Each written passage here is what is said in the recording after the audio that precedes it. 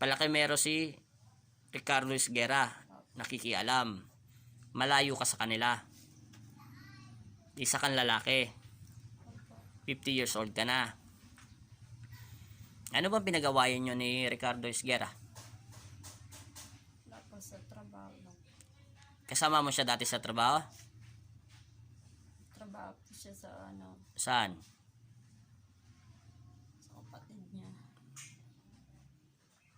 Kaya ka nagagalit sa kanya.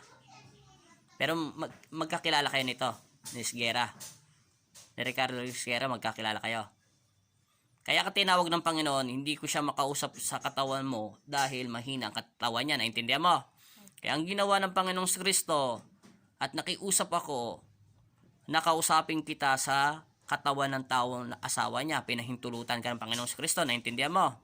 Hindi ko na inaalam ang pangalan mo kasi ayaw ng Panginoon na nag-aaway. Naintindihan mo? Ang mapapayo ko lang sa'yo, ikaw ba ay nagpakulam o ikaw ang gumagawa sa asawa niya? Hindi ikaw ang gumagawa.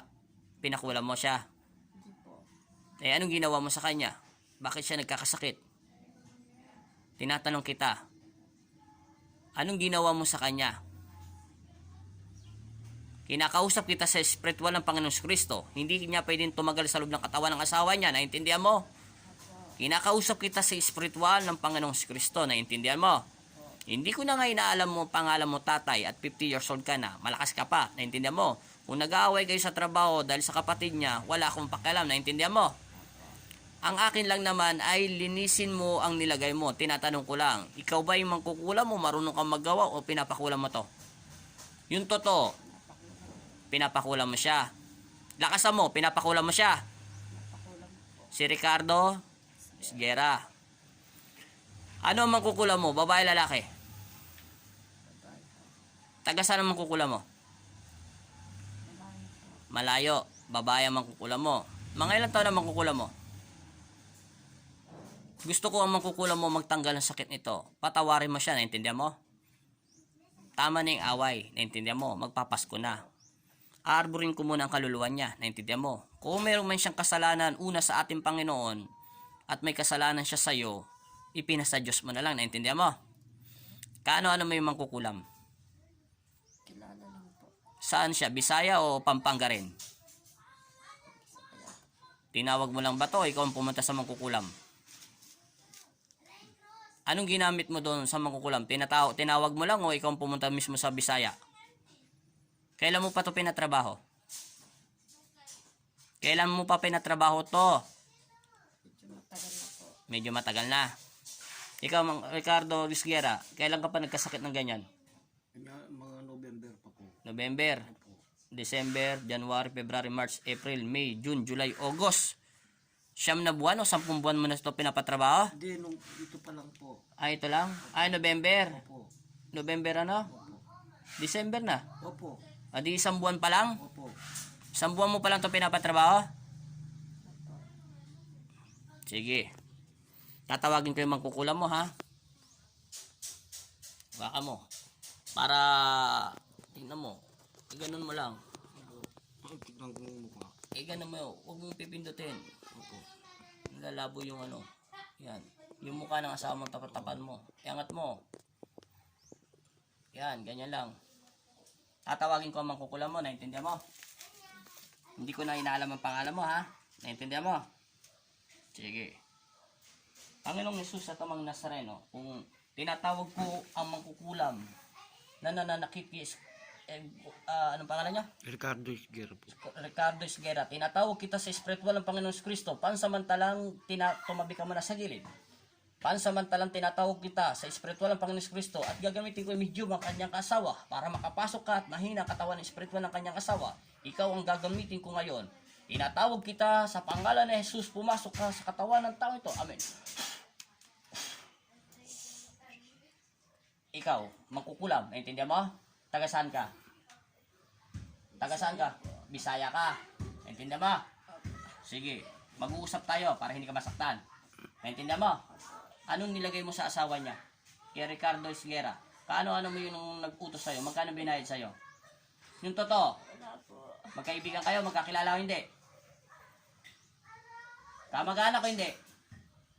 Kamag-anak po. Kamag-anak mo yung ano, nagutos. Anong nilagay mo kay Ricardo Esguera?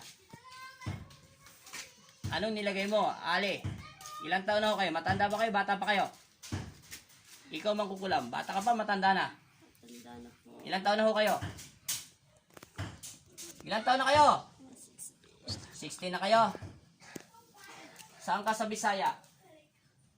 Saan ka sa Bisaya? Leyte ka, taga Leyte ka. Anong ginamit mo rito sa asawa niya para manghina? Anong klaseng pagkukulam ang ginawa mo? Isa. Dalawa. Ano? Ano? Ayaw mong salita. Papatayin na lang kaya kita dyan. Gusto kong kunin mo ng kaluluwa nito, naintindihan mo? Aarmorin ko to, magpapasko na, naintindihan mo? Naintindihan mo? Naintindihan mo? Tanggalin mo yung nilagay at umuro ka doon, kaya umuro ka doon sa asawa mo. Pansamantalang ginagamit ko ang iyong katawan, lupa at spiritual. Tanggalin mo yung nilagay mo sa kanya. Lumapit ka pa ng konti sa asawa mo. Huwag mong pakalaman yung kamay niya, hindi yan asawa mo. Gamitin mo yung kamay niya at tanggalin mo lahat ng nilagay doon. Gamitin mo, huwag mong pakalaman, hindi siya lalapit. Gamitin mo! Umuro ka ng konti. Lahat ng ano. Umuro ka rito sa asawa mo. Hindi pwede tatamagal ang asawa mo. Sige, tanggalin mo lahat ng sakit niya. Tapon mo lahat. Dalawang kamay. Umuro ka pa sa asawa mo. Nalilito na siya. Tapon mo simula ulo. Anong ginamit mong mahika dyan? Nanay, matanda na ako kayo eh. 60 years old na kayo eh. Anong ginamit nyo sa kanya? Magaling siya. Tagaliti pa kayo, malayo pa kayo. Hindi ko makilala si Kuya. Hindi naman siya ganyan. Nekoy. Ano? Anong ginawa mo bagay? Anong mahika ang ginawa mo? Tinatanong kita, Manang. Dasal lang po. Dinasala mo siya. Anong bagay na pinadala sa'yo? Picture o book, etc. Damit o ano? Ano? Picture lang po. Picture lang. Dinasala mo. Saan mo nilagay yung picture niya? Saan mo nilagay yung picture niya? Sa altar? Anong ginawa mo sa altar niya? Saan? Sa likuran o sa harapan? Sa likuran po. Tanggalin mo yung ngayon yung picture niya doon sa altar. Naintindihan mo? Itapon mo doon sa tubig. Naintindihan mo? Pagkatapos mo yan, tapon mo, ha? Nasaan ka ngayon itong araw nito? Di ba nasa Leyte ka? Tagalugar, Tagalete ka, di ba? Anong ginagawa mo sa araw na ito? Anong ginagawa mo rito, Manang, sa araw na ito, sa Leyte? Habang tinatanggal mo yan, kinakausap kita na maayos. Bilisan mo. Anong ginagawa mo? Naalis po yung sakit na yun. Sino kasama mo dyan sa bahay niyo? May kasama ka ba dyan? Wala po. May pamilya ka ba? Ilan ang apo mo? 60 years old, may anak na ba kayo? Ilan ang anak mo? Tatlo po. 3 anak mo. Ilang taon na yung panganay niyo? 45 na yung panganay niyo. Tanda na. Ilan ang apo mo? Ito. 7 taon pa lang. Apo. Saan? Sa bunso, sa panganay, sa pangalawa? Sa bunso po. Sige. Hindi ba kayo naawa? Tama na yung paghihirap ha. Magpapasko na, magbigayan na kayo ha. Naintindihan mo? Kung inutos to ng kamag-anak mo, hindi ko na inalam ang pangalan ng kamag-anak mo. Naintindihan mo? Sige, ubusin mo. Saan ka sa Leyte? Lugar nyo? Eh, lahat naman ng magkukulab, sinungaling eh. Sige na. Tagalin mo lahat. Alisin mo yung picture sa altar. Naintindihan mo? Sige. At itapon mo yan, ha? Pag hindi mo tinapon yun, tatawagin ulit kita. Papatay na kita, naintindihan mo? Ilan ang anghel sa paligid mo? Tatlo po. Ano yun, babae, lalaki? May babae at may lalaki. Ilan ang babae? Dalawa po. Bata matanda yung mga anghel mo? Bata matanda yung mga anghel na paligid mo? O bata sila o matanda na? Medyo bata po. Alin ang bata? Babae o lalaki? Lalaki. Yung mga babae? Ganun din po. Mga ilang taon? Ano po. Mga 20 plus po. Sige. Ubusin mo yan. Lahat. Anong book ng mga dalawang babae? Mga bata. Ano nga kulay?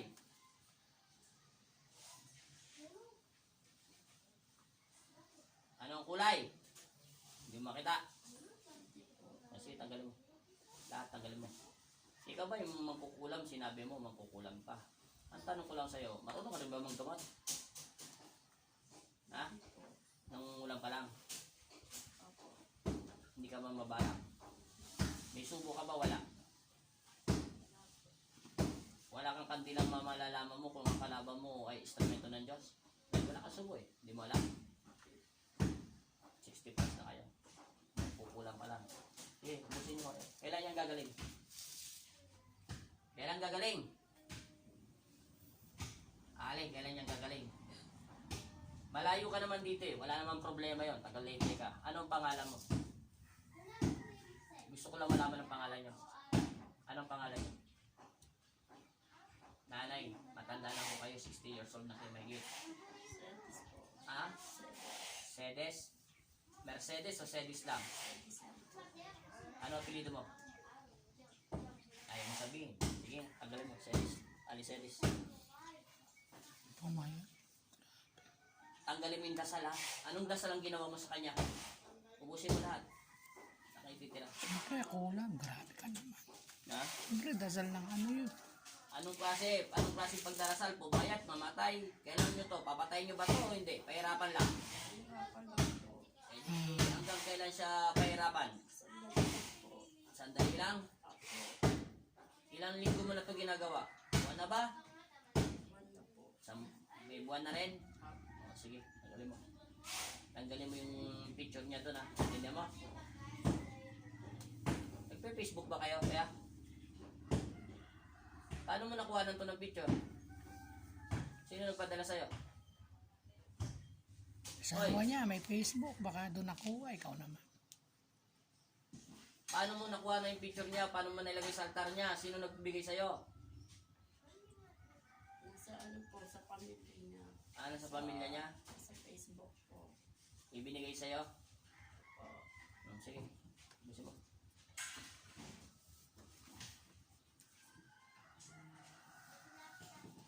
Ilang minutes na yan, Mal? 43. Yung 43. Eh, saan ba nakikita? Hindi ko na rin alam. Lapit mo nga. 12. Bilisan mo. Wala na. Kailan gagaling? Kailan gagaling yan? Pati yung tiyan niya, tanggalin mo.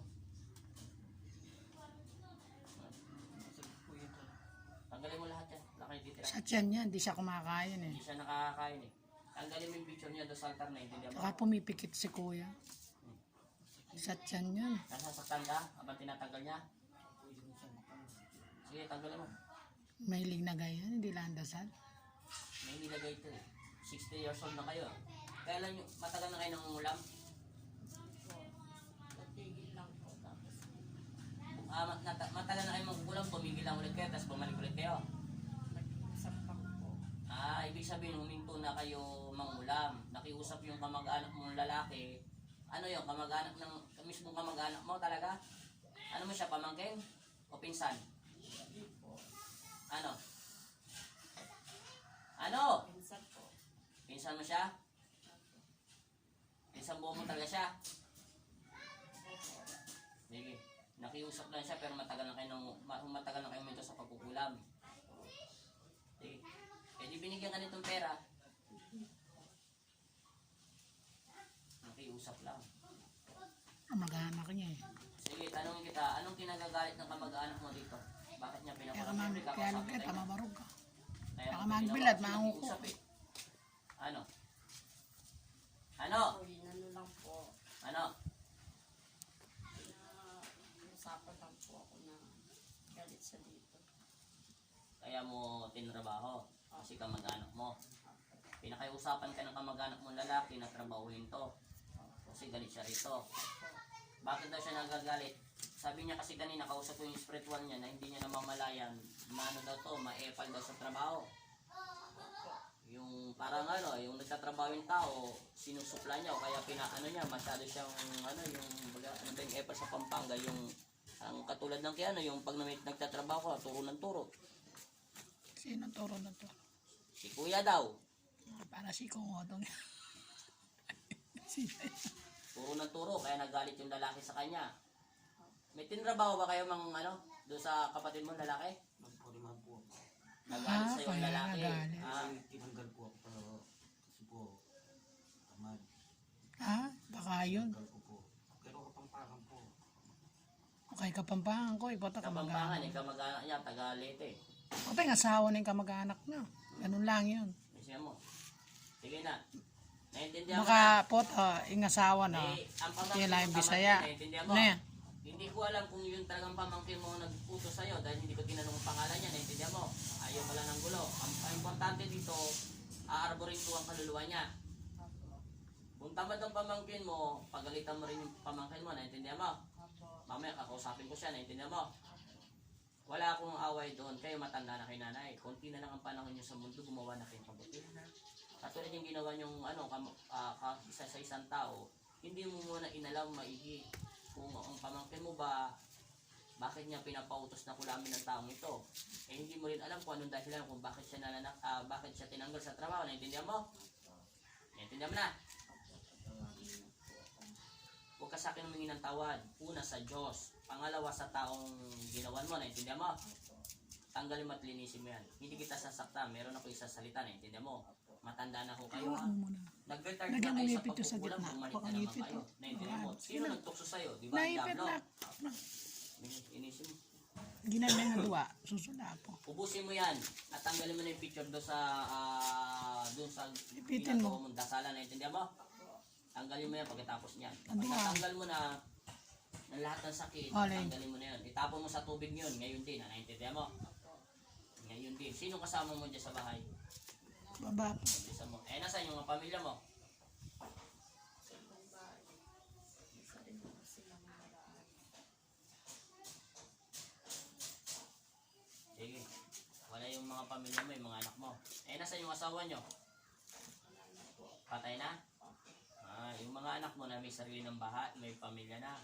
Kaya mag-isa ka na lang sa bahay nyo. Sige. Kita mo yung apo mo, 7 taon pa lang pala, di ba? Sa bunso mong anak. Ilang taon yung bunso mo? Kasi 45 na yung panganay mo eh. 60 plus na kayo eh. Hindi mo na alam bunso mo kung ilang taon na.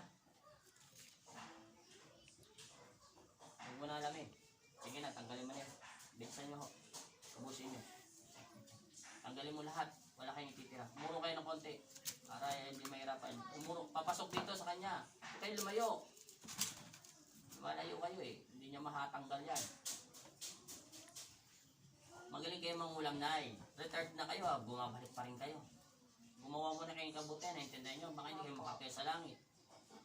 Di ba kayo nahihiya dyan sa anghel na nakapaligid sa inyo? Kayo nagsabi, 2 babaeng anghel nakapaligid sa inyo at isang lalaki. Binabantayan niya kayo. Mahal kayo ng Diyos.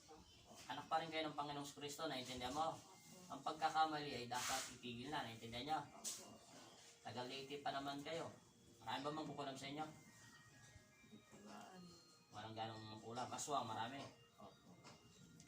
Sige na. Busin mo.